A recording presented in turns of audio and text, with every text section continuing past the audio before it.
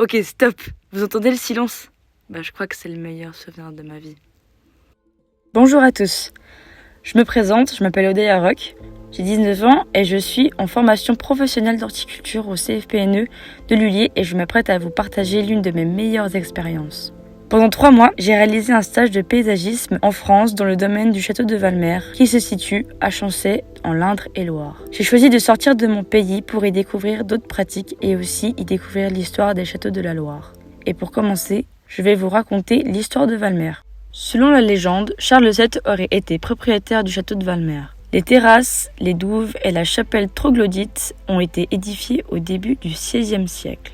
Les structures actuelles comprenant le portail, les bâtiments annexes et le petit Valmer datent de 1640 et sont l'œuvre du sieur Thomas Benot, conseiller de Louis XIII. Érigé sur un promontoire rocheux surplombant la vallée de la Brenne avec ses coteaux calcaires, le domaine de 300 hectares combine un vignoble réputé, des jardins en terrasse de style Renaissance, des terres agricoles et des bois avec des arbres centenaires. Valmer a été racheté en 1888 par Paul Lefebvre, l'arrière-grand-père du propriétaire actuel, et depuis cela, chaque génération s'est efforcée de le restaurer et de l'embellir. Depuis 1972, c'est Aymar et Alix de Savenant qui s'enthousiasment pour le domaine de Valmer. Le château principal a été malheureusement détruit par un incendie en 1948, et à ce jour, le château est représenté par un château d'if réalisé par Madame de Saint-Venant. Les portes au public ouvriront en 1980. Le vin a aussi sa place importante à Valmer. Avec ses 35 hectares, Jean de Saint-Venant a repris la relève viticole en 2009 de son père et perfectionne les méthodes de culture. Pendant ces 3 mois, j'ai logé dans la maison des communs et je commençais à travailler de 7h à 15h30 avec une pause d'1 heure le midi. L'équipe était composée de 3 jardiniers et je travaillais avec Guillaume, le chef jardinier, Hugo et Geoffrey selon le programme de la journée. Durant mon stage, j'ai pu perfectionner des entretiens courants, des opérations de taille, de la préparation de semis, des plantations et de la création de parcelles. Alors je vous emmène rencontrer avec moi Hugo, avec qui j'ai travaillé pendant ces 3 mois, qui est le jardinier. Salut Hugo! Bonjour Odeya. T'es prêt pour l'interview? Allons-y.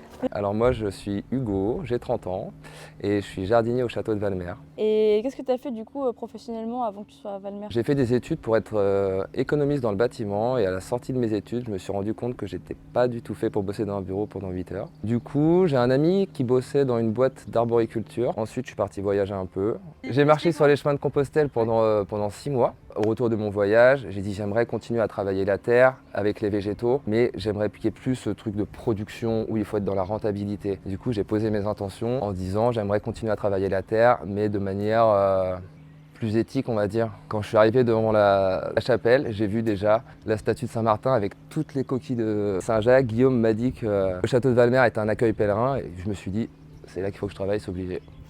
Peux-tu nous décrire une journée type en fonction des saisons?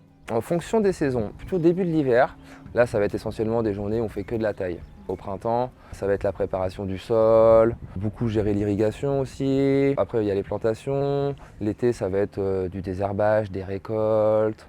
C'est très diversifié. Mais une journée type en soi, il n'y a pas vraiment de journée type parce qu'il n'y a pas une journée qui se ressemble. On ne fait jamais les mêmes choses. Quels sont les avantages et les inconvénients de ton travail? Mais les avantages, je pense que je te les ai cités juste avant. C'est vraiment ce cadre de travail. Aussi, Madame de Saint-Venant est une passionnée et qui aime vraiment transmettre. Elle a vraiment beaucoup de connaissances et ça, c'est une chance d'avoir une personne comme ça parce qu'elle nous apprend énormément de choses. Aussi, la diversité des végétaux. J'ai appris énormément au niveau des fleurs, des arbres. Moi, je trouve qu'il y a quasiment que des avantages ici et il y a très peu d'inconvénients. Mais du coup, ça fait longtemps que tu voulais faire jardinier, enfin à 15 ans t'étais comment? À 15 ans, je ne savais pas que je voulais faire jardinier. À 15 ans, j'étais un enfant lambda qui aimait jouer dans la nature. J'ai énormément de chance, mes parents habitent dans la forêt et du coup, j'avais un terrain de jeu immense. Si j'ai un conseil à te donner, écoute ton cœur, t'emmèneras toujours au bon endroit. Et ça, c'est vrai. Merci beaucoup Hugo. Merci. Avec joie d'ailleurs, avec grand plaisir. À présent, avec Hugo, nous allons vous détailler les différentes étapes du chantier de plantation du potager. Quelles sont les différentes étapes pour qu'une graine devienne un légume? Pour qu'une graine devienne un légume, au début, on utilise des plaques de semis comme ça, où il y a 40 trous, et on remplit de terre avec du terreau de semis. C'est un terreau très fin en fait, il n'y a pas des gros bouts pour qu'il y ait le moins d'air possible. Avec des petites boules de vermiculite pour l'aérer, on met la graine dedans, on arrose, et ça pousse. Après cette étape, qu'est-ce qui se passe? Après, une fois qu'on a des petits plants comme ça, on utilise des pots de rempotage comme ça. Quand tu commandes les semis, après, quand est-ce que tu fais les semis? Alors après, je tiens quand même à préciser que normalement, c'est pas mon rôle, c'est le rôle du chef jardinier, Guillaume. L'hiver, en fait, il fait les plants de culture, vu qu'on fait des rotations tous les ans pour pas que les légumes, ça soit toujours la même famille de légumes au même endroit. Sinon, le sol devient malade et une famille de légumes va prendre tout le temps les mêmes nutriments. Donc Guillaume, l'hiver, il fait ses plants de culture. Et ensuite, en fonction de ses plants de culture, il va commander ses graines sur Internet. Ou sinon, on fait des échanges de graines avec des passionnés, des collectionneurs. Essentiellement des semences paysannes. C'est des semences qui sont reproductibles en fait. À quelle époque on sème? Mais je crois qu'on a commencé en février. Ouais, on a commencé fin février. Et ensuite, en fait, ça dépend de la luminosité, de la chaleur qu'il y a dans la serre. Les plants poussent plus ou moins vite. Est-ce que vous changez chaque année de variété? On essaye de diversifier notre banque de graines en fait. On essaie de toujours avoir plus de diversité. Tu vois, ça c'est que des semences qu'on nous a offert. En fait, on fait des échanges. Vu que nous, on a énormément de végétaux sur le château. Ok, bah Hugo, comment ça se passe les étapes avant qu'on plante? La première étape, c'est au début de l'hiver, on passe la grelinette qui sert à décompacter le sol pour que les micro-organismes puissent désagréger la matière organique. Ensuite, peu de temps avant les plantations, on met du compost qu'on fait nous-mêmes. C'est un compost qui a 4 ans. Et tous les déchets de végétaux qu'on récupère sur le domaine, on les met en tare. Il y a un monsieur qui vient avec un tractopelle pour les remuer. Et au bout de 4 ans, on a un terreau tout fin. Ça permet d'amender le sol. Il n'y a aucun produit chimique, il n'y a aucun engrais chimique pour le sol, c'est que des produits naturels. Ensuite, une fois qu'on a mis le compost, on passe le motoculteur pour mélanger le compost à la terre et puis pour ameublir la surface du sol pour que ça soit plus facile pour planter. Donc là, on en était à l'étape du motoculteur. Ouais. Ensuite, on déplie les gaines pour l'irrigation. Donc l'irrigation, c'est une irrigation en goutte à goutte. On ne met pas d'aspersion, l'irrigation en goutte à goutte. Une fois qu'on a mis nos gaines par-dessus le sol, on met de la panique érigée. La panique érigée qui est broyée, qui pousse sur les terres de Valmer pour que quand on arrose, tu vois, si le soleil il tape directement sur le sol, ça s'évapore plus vite que s'il est protégé par une couche de panique en fait. Et en plus, quand les micro-organismes, quand ils viennent désagréger, ils viennent la manger, elle pourrit, et ben, ça nourrit en plus le sol pour l'année d'après. Okay. Et puis après, c'est l'étape de la plantation. Et puis du coup, là, on est sur la parcelle où il y a des tomates et des poivrons. Tomates, poivrons, et entre chaque pied de poivron, on va mettre du basilic. Comme ça, quand on vient ramasser nos tomates, ça sent bon le basilic, et on peut ramasser quelques feuilles de basilic en même temps pour mettre dans la salade de tomates. Ok. Et du coup, après, ce que vous récoltez, vous en faites quoi? Alors, ce qu'on récolte, on est très très chanceux parce que les récoltes, c'est donc pour monsieur et madame de Saint-Venant, pour nous les employés. Donc ça, c'est une chance incroyable parce que l'été, on a des très très bons légumes à disposition. Et puis pour la famille, pour les enfants de monsieur et madame de Saint-Venant, pour les amis, il n'y a pas de commercialisation des légumes. Et en plus, on n'en récolte pas beaucoup vu que c'est un jardin où il y a des visiteurs qui viennent. On essaye de laisser certains légumes sur les pieds. Ouais. Pour que les gens voient, par exemple, il y a des gens qui n'ont jamais vu la tête d'un pied d'aubergine. À chaque bout de rang, on met une étiquette. Tout ce qui est planté à Valmer, à chaque fois c'est stipulé la variété et le nom du légume. Pour planter, nous avons besoin d'un plantoir et un petit peu d'engrais organique bio. Okay. C'est des résidus d'animaux et de végétaux qui sont broyés. Okay. C'est bio et c'est pour donner un petit coup de boost au pied quand on les plante au début. Ok. Et ensuite, tu fais un petit trou, une petite poignée d'engrais dans le fond. Hop. Et après, comme ça. Et le tout, c'est de planter juste en dessous la gaine, de manière à ce que quand ça arrose bien ton pied. Il faut que le haut de ton pot il soit au niveau de la terre. Ensuite, tu remets de la terre comme ça. Et il ne faut pas tasser en fait, parce que si tu tasses, les racines vont avoir du mal à se développer. Il faut juste remettre la terre à côté. Et après, on va plomber. Plomber, okay. C'est quand tu arroses avec de l'eau, de manière à ce que tous les trous d'air ils se bouchent et qu'il n'y ait plus que de la terre. Ok. Là, du coup, ils sont en train d'arroser les semis qu'ils ont mis en pleine terre. En pleine terre, c'est-à-dire qu'on prend déjà la graine, on la met déjà dans un sillon qu'on fait. Et là, on peut voir les deux façons de faire différentes. Donc, avec les graines en pleine terre et puis les plants qui ont été dans des pots. J'ai pu réaliser des interviews et j'ai interviewé Guillaume, Geoffrey et Alix de Saint-Venant. Voici leur témoignage. Bonjour Guillaume. Bonjour. Peux-tu te présenter et nous expliquer ton parcours professionnel? Donc, je m'appelle Guillaume Collodin, je suis jardinier en chef du château de Valmer depuis 6 ans maintenant. Et mon parcours, j'ai commencé plutôt classique, BEP, bac pro travaux paysagers. Et ensuite, je voulais travailler, je voulais quitter l'école, on va dire. Et du coup, j'ai fait les Compagnons du Devoir, où j'ai travaillé, du coup, voyagé pendant 7 ans en France et à l'étranger.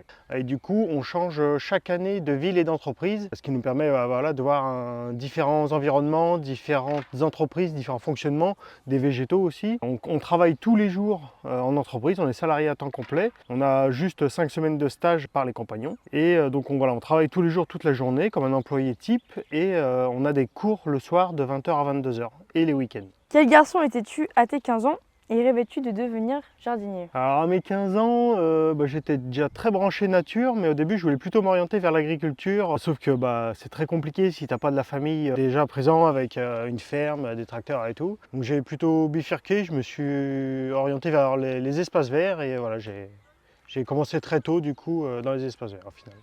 Quelles sont les qualités requises pour être chef jardinier et qu'est-ce que tu aimes dans le fait d'être chef jardinier? C'est jamais monotone, on s'ennuie jamais, il y a toujours du rebondissement et puis ça force à se dépasser en fait. On n'est pas juste un ouvrier qui doit faire 8 h 17 h et voilà. Ça fait 6 ans que je suis là, je pense mon jardin, j'essaie d'optimiser au mieux les choix, ce que j'entreprends et ça force à se dépasser, à se remettre en question. Alors, les qualités pour être un chef jardinier, je pense qu'il faut être un bon chef d'équipe déjà, savoir manager ses équipes, être bien organisé, être patient, être à l'écoute, aussi être autonome parce que du coup quand on est chef on est un peu tout seul on va dire, donc voilà, il faut savoir se débrouiller et répondre aux attentes quelles qu'elles soient. Du coup, Guillaume, est-ce que tu aurais un conseil à me donner?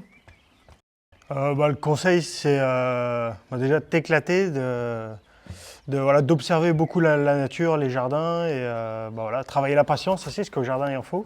Et puis vraiment s'éclater, puis découvrir des nouveaux végétaux, visiter, voyager. Ok, d'accord. Merci beaucoup. Avec plaisir. Bonjour d'ailleurs. Bonjour Geoffrey. Est-ce que tu peux te présenter et puis expliquer ton parcours professionnel? Alors je m'appelle Geoffrey, je suis jardinier à Valmer. Raconter ma vie ce serait trop long, parce que j'ai une vie quand même assez atypique. La vie c'est comme un livre, c'est fait de beaucoup de chapitres. Là depuis 3 ans que je suis à Valmer en tant que jardinier et agent forestier, je suis en train d'écrire un nouveau chapitre. D'accord. Qu'est-ce que tu aimes le plus à Valmer? La liberté, l'espace, la nature, Mhm. voilà, 3 mots-clés. Puis tu fais quoi un peu au sein de Valmer? Disons que j'ai beaucoup de fonctions. Alors donc je suis 8 mois, je suis jardinier à Valmer. Et pendant la saison hivernale qui dure 4 mois, je suis agent forestier, je m'occupe de cette superbe forêt. Et c'est quoi un peu les différents entretiens que tu fais, genre? Là, comme tu peux le constater, je suis en train de tondre. Après, il y a toute la taille, tout ce qui est taupière. Après, tout ce qui est, comme j'ai pu te l'apprendre, taillé en boule ou alors différentes formes, les rosiers. Entretien, plantation du potager, récolte de légumes et moult autres choses qui sont assez intéressantes, ma foi. Mhm. Et du coup, est-ce que tu aurais un conseil à me donner? Un conseil? Ouais. Vis ta vie et fais ce que tu as envie. Merci. Voilà. Merci Geoffrey. Bonjour madame. Bonjour Odaya, Pourriez-vous vous présenter et me raconter votre parcours professionnel? je suis Alix de Saint-Venant, je suis paysagiste. J'ai suivi mes études à l'école du paysage de Versailles, au potager du roi, et j'ai principalement travaillé pour restaurer des parcs et des jardins historiques, parce que c'est ça que j'aime faire, et c'est ça que je fais chez moi aussi, ici à Valmer. Et donc ma spécialité, c'est vraiment les parcs historiques. Quelles sont vos passions et d'où viennent-elles? Ma passion pour les plantes, à vrai dire, vient de où je suis né, dans un endroit qui s'appelle l'arboretum de la Fosse, qui est un des 6 ou 7 plus vieux arboretums de France. Donc je suis tombée dans la marmite quand j'étais petite. Du coup, quelle jeune fille de 15 ans étiez-vous et rêviez-vous de faire ce métier? J'étais une jeune fille qui adorait habiter à la campagne, qui malheureusement a dû aller à Paris pour finir ses études. J'étais très malheureuse à Paris. J'étais très contente quand je revenais chez moi le plus possible en Loir-et-Cher. Et à l'époque, je ne pensais pas du tout faire ce métier, parce que ce métier, on peut dire, n'existait pas. Je l'ai, à vrai dire, pas beaucoup appris dans mon école. C'était une école où on n'apprenait pas tellement les plantes, et moi c'est ça que j'aimais. Après, j'ai appris en visitant des jardins, visitant des jardins. C'est la seule façon d'apprendre, c'est d'aller voir ailleurs. Et du coup, par rapport au château, qu'en est-il aujourd'hui? Pour le château a brûlé en 1948 à cause d'un fer à repasser. Il est resté des ruines assez importantes pendant plus de 20 ans. Finalement, les ruines ont été abattues en 1968. Et moi, je suis arrivée ici en me mariant. J'ai épousé mon mari, mais j'ai aussi épousé le jardin. Et il n'y avait plus rien. Il y avait une espèce de terrasse plate. Et c'est là où je me suis dit que c'était très gênant parce que tout le dessin des jardins était fait en fonction du château. Toute la grande avenue d'arrivée qui fait 500 mètres de long, le passage par le portail, le pont sur les douves, enfin tout ce bel axe d'arrivée qui devait se terminer sur le milieu de la façade du château, se terminait sur rien du tout. Il reste un petit bâtiment qui était derrière, du coup on voyait très bien alors qu'avant on ne le voyait pas, mais qui n'était pas dans l'axe. Donc c'était très gênant pour l'ensemble de la composition des jardins. C'est là où j'ai eu l'idée du coup de planter un château. J'ai choisi de le planter avec des ifs. L'idée, c'est d'avoir replanté et fait pousser comme si c'était les murs du château, avec les ouvertures des fenêtres et des portes, où elles étaient exactement, dans les murs en pierre, pour que ça recale l'œil du visiteur et qu'on comprenne où était ce château. Quelles sont vos plus belles réalisations à Valmer? Mon endroit préféré, c'est quand même les douves. Ce sont des douves sèches, qui ont toujours été des douves sèches, parce qu'à Valmer, on n'a pas d'eau naturelle. On tire l'eau des puits pour arroser le jardin. Donc ces douves qui ont été créées au XVe ou au XVIe siècle, elles ont toujours été des douves sèches. Donc le premier endroit dans Valmer où j'ai planté des plantes, c'était dans les douves. Le premier jardin où j'ai travaillé, si on peut dire, dans les jardins de Valmer. Et c'est un endroit que j'aime beaucoup parce que d'abord ça a un mur plein sud et un mur plein nord. Donc sur le mur plein nord, c'est le seul endroit à Valmer où je peux avoir des plantes que j'aime beaucoup, qui sont toutes les plantes de la famille des hydrangéacées, grimpantes, arbustives. Et c'est là où j'ai commencé aussi à faire ce principe d'avoir des contreforts en if le long des murs. J'ai répété ça ensuite dans le potager, dans le verger, un peu différemment. Et donc je crois que mon jardin préféré à l'intérieur des jardins de Valmer, ce sont les douves. Déjà merci pour avoir répondu à mon interview. Je t'en prie. Est-ce que vous auriez un conseil à me donner? Alors j'ai un conseil. D'abord, je voudrais dire que tu te prépares à faire un métier formidable, qui à mon avis te rendra très heureux toute ta vie. Et le conseil, c'est d'aller, comme tu fais là, faire des stages le plus possible. Il faut voir le plus grand nombre de jardins possible, rencontrer le plus de jardiniers possible, et si possible dans le monde entier. Et c'est comme ça que tu apprends. Parce que dans les autres jardins, tu apprends évidemment des belles choses que tu vois, mais aussi des erreurs, parce que tout le monde fait des erreurs dans des jardins. Tu vas bien en trouver ici aussi. Et c'est la seule façon, c'est alors d'abord de bien connaître les plantes et de voir des jardins, de voir des jardins, de voir des jardins. Et c'est ça qui te rendra heureuse dans ton métier. D'accord, merci beaucoup madame. Je t'en prie.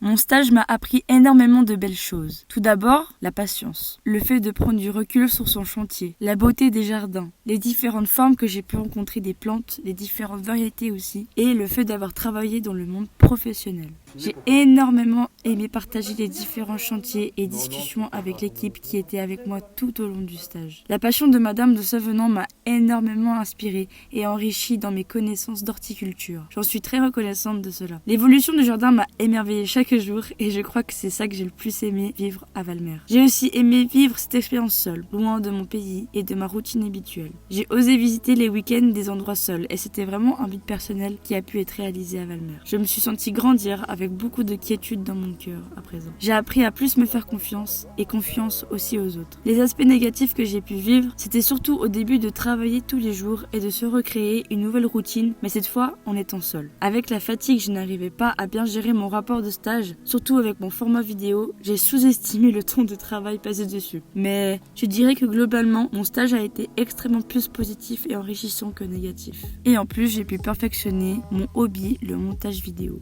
Ce stage m'inspire pour mon avenir. Cela m'a donné encore plus envie de découvrir notre belle planète Terre. Je sens que mes mains peuvent faire de belles choses avec, désormais. J'aimerais remercier Alix de Savenant pour m'avoir accueilli à Valmer, de m'avoir partagé ses expériences et sa passion. Je garde un très bon souvenir des visites des jardins avec vous. J'aimerais aussi remercier l'équipe avec qui j'ai travaillé, Geoffrey, Guillaume et Hugo. Merci de votre confiance, votre gentillesse, votre patience et pour m'avoir suivi tout au long de mon stage. Je suis reconnaissante de vous avoir eu, vous, comme collègue pendant ces 3 mois et je vous souhaite une belle continuation à Valmer. Merci à vous. Et j'aimerais aussi remercier de tout cœur Marie-Laure, aka Malo, pour avoir été une coach tout au long de mon montage vidéo, de m'avoir soutenue, de m'avoir aussi aidé avec les différents outils pour le montage. Et merci de ton enthousiasme face à mon montage et ton soutien m'a apporté énormément de motivation. Merci Malo, merci beaucoup.